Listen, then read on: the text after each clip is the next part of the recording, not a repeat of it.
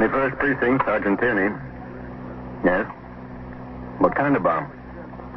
Wait a minute, just a second. Take it easy. In the art gallery where? Yeah.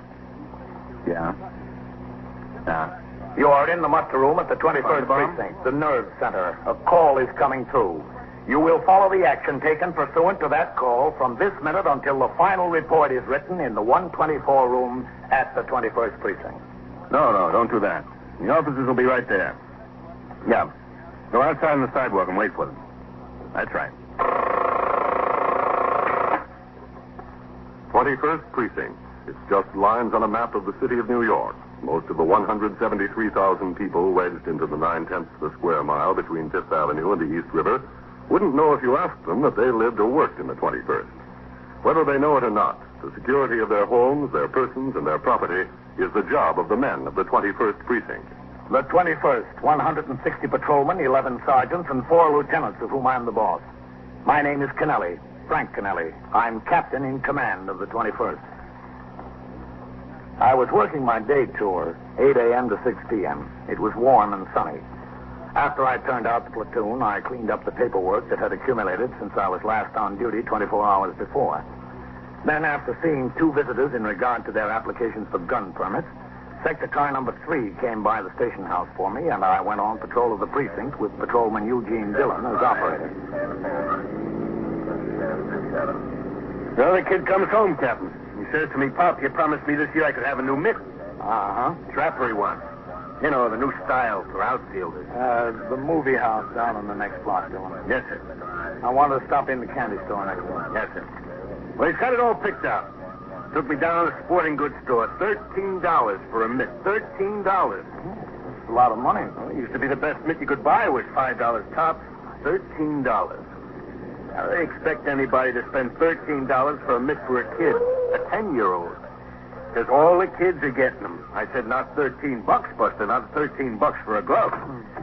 Well, he was holding back the tears, Captain, and I started a weekend. And I thought his mother could use an Easter dress, and I could use some shoes, and well, the kid needs some clothes himself, so I said a big final no. Yeah, well, that's a lot of money for a glove. Yes, sir, you're telling me. I'll be out in a minute. Yes, sir, Captain.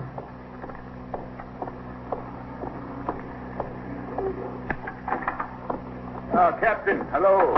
Hello, Mr. Wolfschmidt. So it was a pleasure, Captain.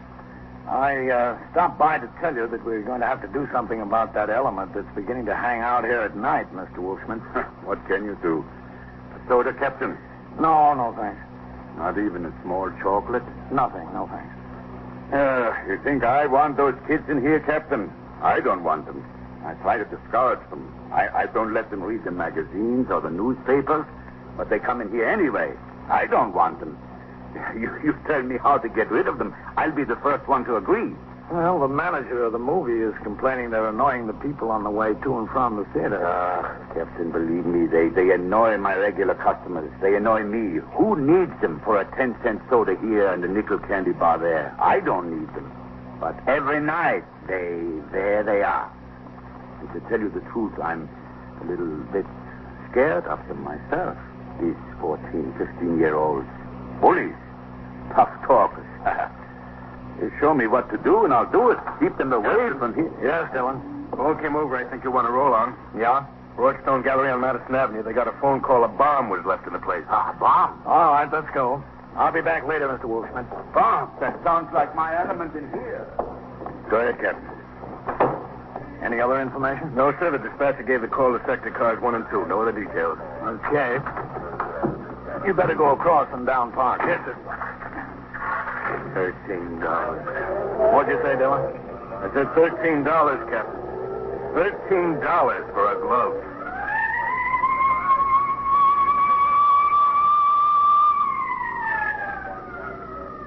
We made the run across and downtown. The traffic was heavy, and the Broadstone Gallery was in the exact opposite corner of the precinct. It took nearly 5 minutes. As we sped to the scene, I called to mind a picture of Broadstone. It was a combination auction room and art gallery. Good reputation. Large sales of estates and collections. Showings by famous painters and sculptors. Located on the ground floor of an apartment building. One large room with offices on a balcony. When we turned the corner into Madison Avenue, there were 4 police cars in the block. Cops were keeping the sidewalks clear in front of the gallery. The crowd was being held across the street and 50 feet on each side of the store. Okay, Dillon, let's go. Yes, sir. All right, Sergeant Jackson, Captain. Keep those people back. Get them across the street. Sergeant? Yes, sir, Captain. Now, what do we got? There was an anonymous phone call. The caller said he put a bomb in the place.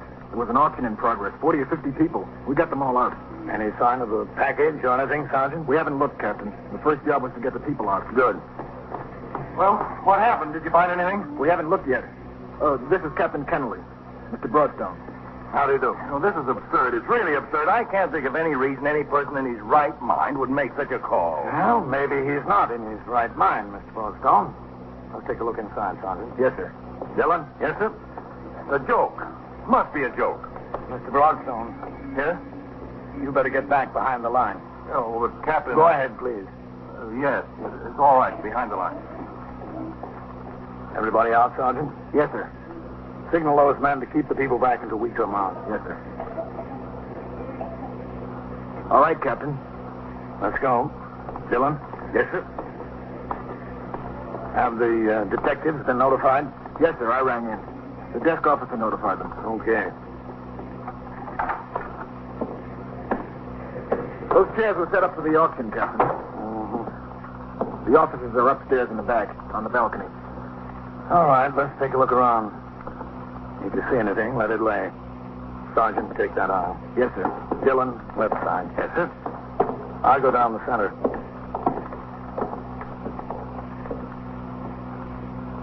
Go ahead. There's a room on the side there, Captain. All right, we look at that last. Yes, sir.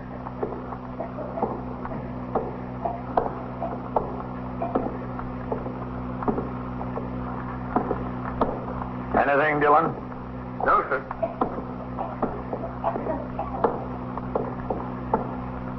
Somebody left an umbrella. Captain. Yes? Under a chair, a package. Don't touch it. Don't worry. We're here, Captain, this row. There it is, Captain. See it? Yeah. That's just about the right size. Just about the wrong size, you mean, Sergeant? Yeah. Well, it can't stay here. No, sir. Can you move that chair without disturbing it? Yes, sir. Easy. Oh, that's good. All right. Move that one too, Dillon. Yes, sir. That's good. Well, I don't hear anything ticking to you. Now. See that big, heavy carpet on the platform up there, Sergeant? Yes, sir. It was being auctioned off. If we get it under there, that'd hold any blast down to a minimum. Yes, sir. We could fold the rug over the box a couple of times, but the rug is too heavy to carry over here. All right. We take the box over there. Go on over, Sergeant. Lift the corner of the rug up. Yes, sir. Let me know when you're ready.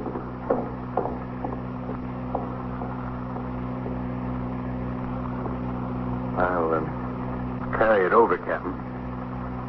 All right, Dillon. You ready, Sergeant? All set. Well, easy now. There's nothing.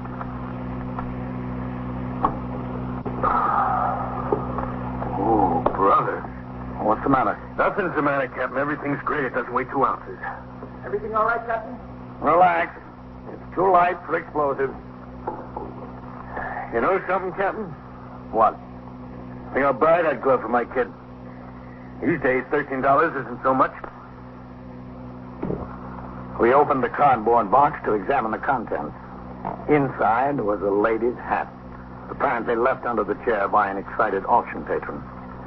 By that time, Lieutenant Matt King, commander of the 21st Squad, had arrived on the scene with 2 of his detectives. Together, we conducted a thorough search of the premises. No trace of a bomb was found.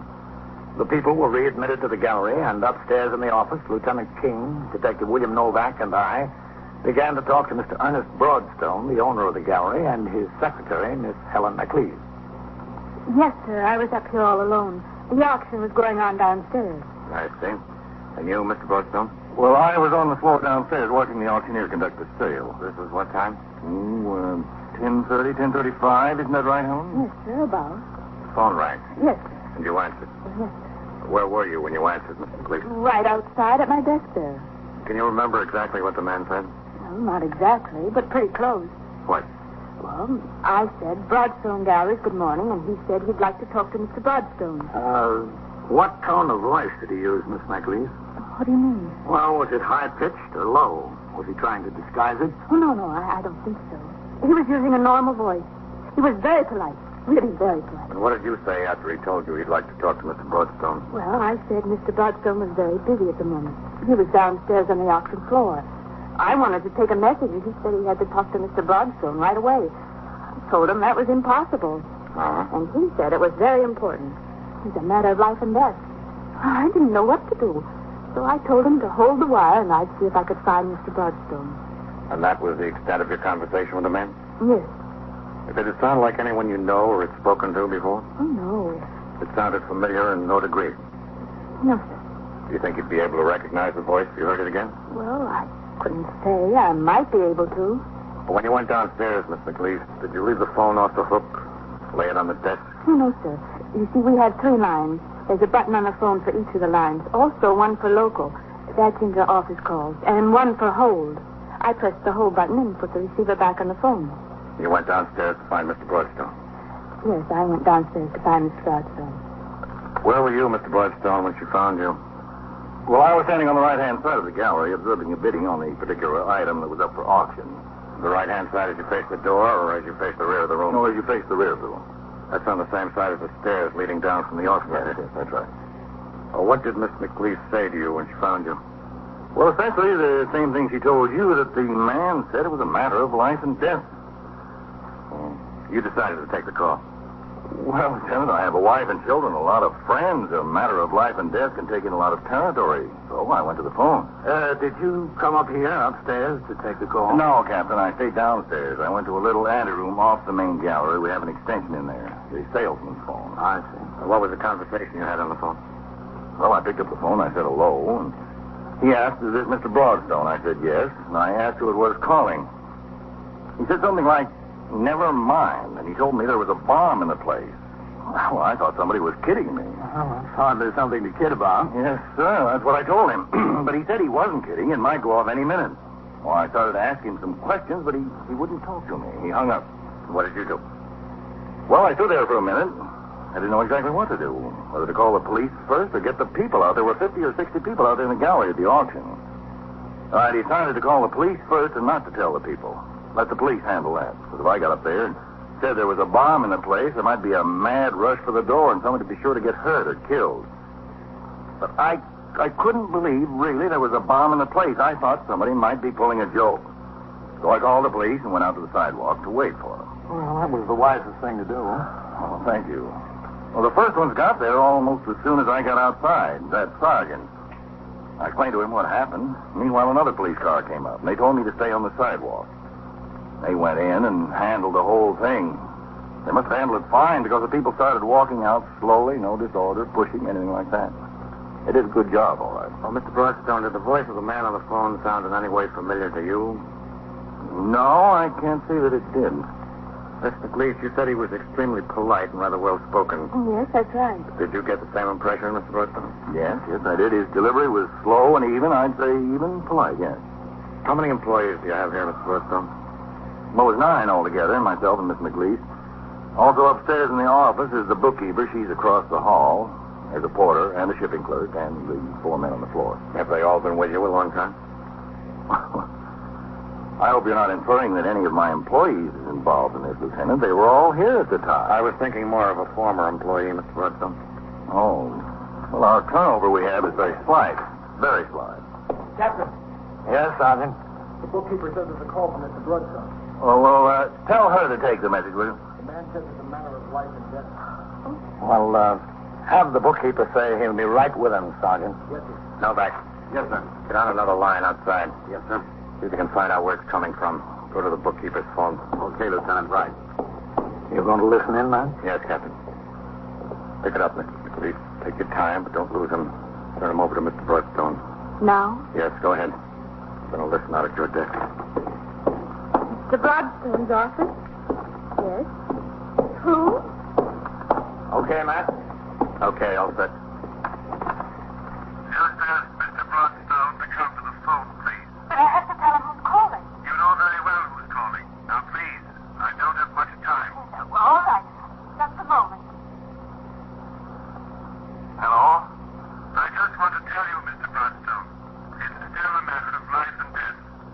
Now, look, who is this? It's me, Mr. Broadstone. I spoke to you a little while ago. I know you did, but this is a very poor excuse for a joke. It's no joke, Mr. Broadstone. Well, we couldn't find anything in the gallery. We searched. The police searched, didn't they? I wouldn't have called the police if I were you.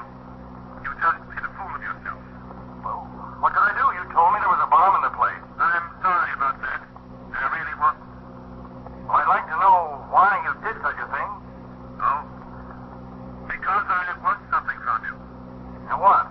I want $5,000. $5,000? Please. Why? So I don't really put a bomb in your gallery. And next time, I will. If I don't get the money. Goodbye, Mr. Broadstone. Wait. I'm sorry. Goodbye. Hello?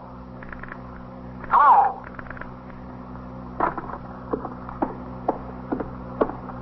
$5,000 he wanted. You heard him, Lieutenant, didn't you? Yes, I heard him. What do you think, Ben? Sounds like a psycho to me, Captain. I'm scared. I'm really getting scared. Well, there's nothing to be afraid of, Miss McLeese. Oh, well, you can say that. He didn't threaten to bomb the police station. He threatened to bomb my place of business. Lieutenant. Yes, Novak. We couldn't trace the call. Didn't stay on long enough. Another minute and maybe we would have made it. That's too bad. Well, now how can you catch him, Captain? I don't see how you can possibly. We will. This had to happen to me. Why did it have to happen to me? Nothing's happened to you yet, Mr. Broadstone. We'll try to see that it doesn't. Lieutenant King was soon convinced that the man we sought was not a professional extortionist. A telephone check with the Bureau of Criminal Information showed that no complaint of this type had been reported in a considerable period of time anyplace in the city, although extortion by threat to bomb was once quite common. He leaned rather to the theory that the call was from a disgruntled and psychopathic former employee or a disappointed artist whose work had been turned down by Mr. Broadstone. Two detectives, assisted by employees, were set to work on the records of the gallery to look for just such possibilities. In addition, Mr. Broadstone was questioned closely about his personal life. The threat might have its basis there. Mr. Broadstone said he was happily married and went out with no other women. He could think of no enemies he had made through business dealings. He discounted entirely the possibility of a personal vendetta. Lieutenant King, however, instructed two of his detectives to make a thorough check to verify Broadstone's assertion. By noon, all the uniformed officers who answered the call had been instructed to resume patrol, and the case was left entirely in the hands of the detectives. I returned to my other duties. At 4 p.m., I turned out the platoon for the night tour, after which I worked with a 124 man at our first attempt to arrange the vacation schedule to the satisfaction of as many men as possible. At 6, I changed to civilian clothes, signed the blotter, and left the precinct to go off duty until the following day, when I walked into the station house at 3:30 p.m. Hello, Captain. Go ahead, take the call. I'll sign the blotter. Yes, sir. 21st Precinct, Sergeant Jackson. Well, what's doing around here? Another much, Captain. Pretty quiet. Yes, sir. He just got in. Captain? Yeah? Lieutenant King wants to know if he can see you for a minute. Yeah, sure. Before the turnout? The captain wants to know before the turnout, Lieutenant. Yes, sir. Yes, sir. All right. Is he coming down? Yes, sir. He'll be right downstairs. Okay. There's some messages on your desk, Captain. I've got a couple more here. Oh, thanks. And Sergeant Collins went sick. Yeah? What's the matter with him? His wife rang in. She says it looks like a virus. He's got a doctor coming. Okay. Is Lieutenant Snyder in the house yet? I didn't see him come in, Captain. Well, tell him to come into my office when he gets here. Yes, sir. I'll be in there. 21st Precinct, Sergeant.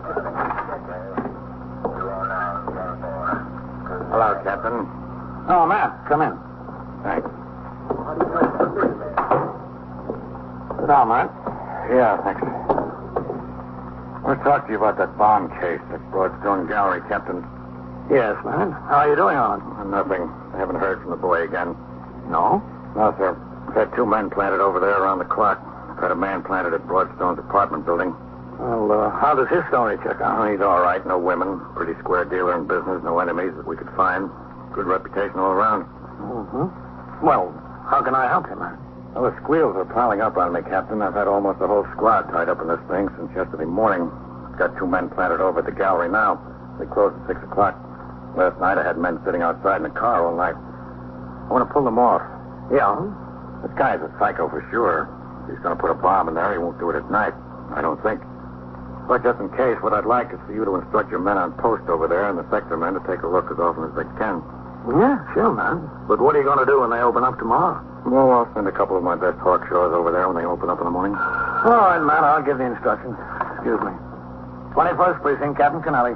Sergeant Jackson on TS, Captain. Novak is ringing in for Lieutenant King. All right. Novak for you, man. Oh, thanks.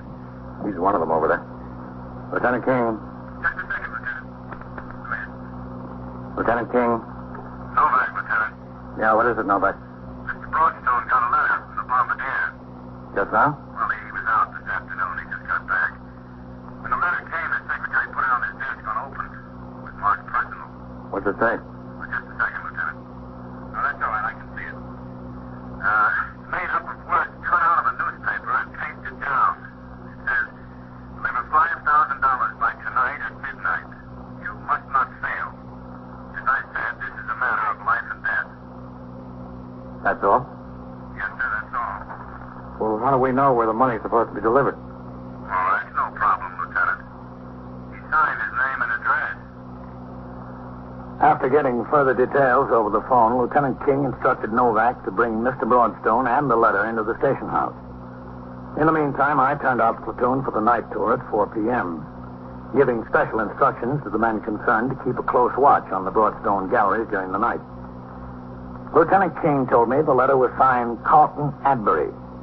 The address given was a pleasant apartment house on Madison Avenue, not too far from the Broadstone galleries. When Detective Novak and Miss Broadstone arrived at the station house, they were directed to my office where Lieutenant King was waiting. Come in. Thank you. Do you remember Captain Snelly and Mr. Broadstone? Yes, of course. Sit down, Mr. Broadstone. Yeah. Where's the letter? I got it, Lieutenant. Captain. Oh, thanks, man. Broadstone, do you know anyone named Carlton Adbury? No. You ever heard of him? No, I can't say I have. Does it sound familiar? No, not at all, Lieutenant. If there is such a person, how could he be so foolish as to sign his name? That's the first question I'm going to ask him. But I'm grateful to him. Don't misunderstand me. Then you really think he's the right one? The story was in all the newspapers. Couldn't it be some crank, another person entirely? There are people like that. I've read about them. I've handled them, Mr. Broadstone. I read all the newspaper stories. Not one of them mentioned the fact that the man consistently referred to this as a matter of life and death. Oh. I think this is the right man. With Lieutenant King, Detective Novak, and Detective Whitey Howard, I left the precinct house a few minutes later. We drove to the Madison Avenue address given in the letter received by Mr. Broadstone. On arrival there, we asked for the manager of the apartment building. He was out. The elevator operator told us that a Mr. Carlton Adbury did in fact live in the building. He said that Mr. Adbury was a man of about 40, perhaps a little older. He had a reputation of being rather eccentric in his habits. He would stay in his apartment for days, or he would leave without luggage and not return for days. As far as the doorman knew, Mr. Adbury was in no financial difficulty. It was rumored he had an independent income. We had the doorman get the pass key and take us up. There it is. That one. Al.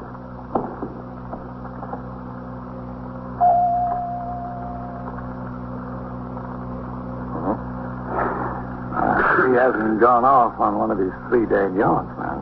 I don't think so. He's waiting for the 5,000. You want to try it again? Coming. Yes? Mr. Carlton Adbury? Yes, just a moment. Yes?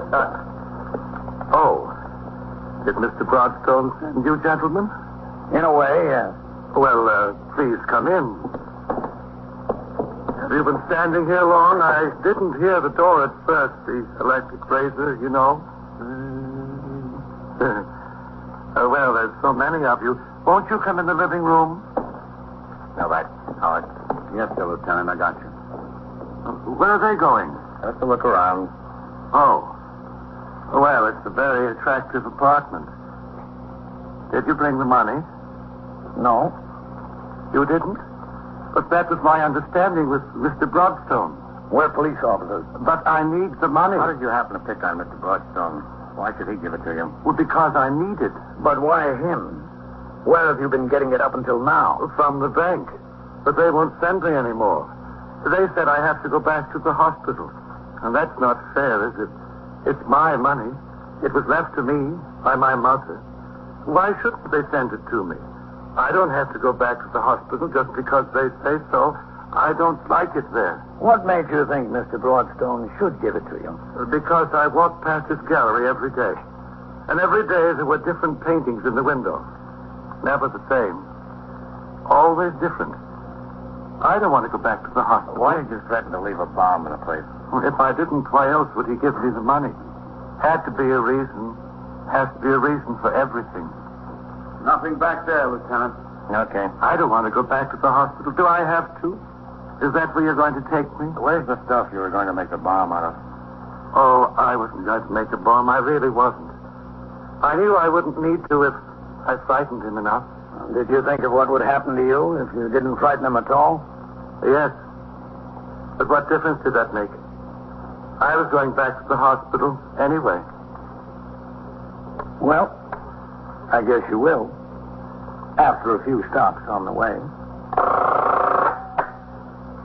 21st Precinct, Sergeant Tierney. Yeah. What is it you lost? Briefcase, huh? Yeah. Well, where'd you get out of the taxi? Yeah. And so it goes, around the clock, through the week, every day, every year. A police precinct in the city of New York is a flesh and blood merry-go-round. Anyone can catch the brass ring, or the brass ring can catch anyone. 21st Precinct, a factual account of the way the police work in the world's largest city, is presented with the official cooperation of the Patrolmen's Benevolent Association, an organization of more than 20,000 members of the Police Department, City of New York. Everett Sloan in the role of Captain Kennelly, Ken Lynch as Lieutenant King. Featured in tonight's cast were Jan Owen, Terry Cotter, Bill Lipton, Don McLaughlin, Ken Delmar, and Ivor Francis. Written and directed by Stanley Niss. Produced for CBS Radio by John Ives. Art Hannah speaking.